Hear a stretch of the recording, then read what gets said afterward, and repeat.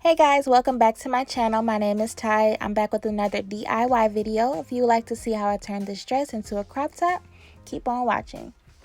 Alright guys, so as you can see, this sweater dress is too short for me, so that's why I'm cutting it. First things first, I am going to measure from my bust to my torso. I just want to see how long I want the crop top. On a fold, I want it to be 8 inches long, but I am going to take it down to about 9.5, 10 inches because we're going to add elastic. So I'm pointing at 9, but I actually decided to cut it at 9.5. You'll see later on in the video. Here you see that I am measuring my waist. My waist is 32 inches, and I'm going to take my elastic and I'm going to measure it down 32 inches and cut it. And then once I do that, I'm going to take the elastic and I'm going to try the elastic on. Just make sure that it fits around my waist comfortably and it's not too tight and it's not too loose. So once I do that, I'm going to take my dress off and just lay it out. And then I'm going to measure down again. Here you'll see that I'm going to be pointing at the number 10, but I actually decided to measure it at 9.5. And I'm just going to cut straight across.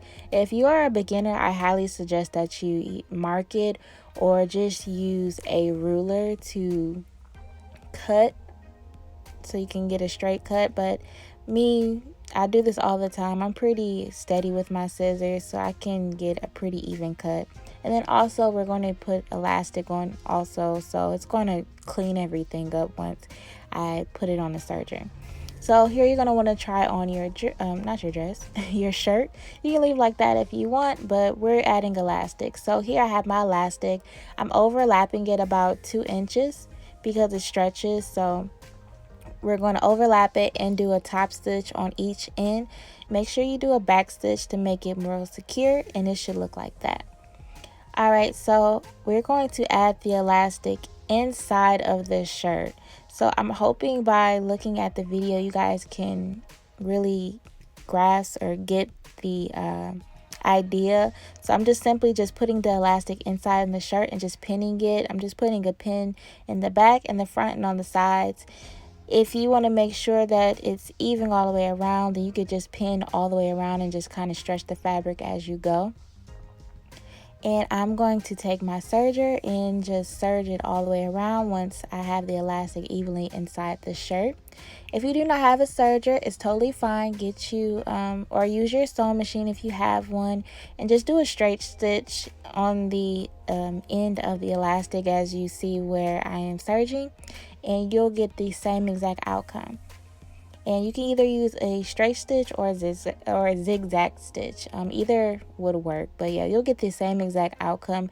I just like sergers because you get a cleaner finish, and honestly, it's a lot quicker. So yeah, you're just going to do that all the way around.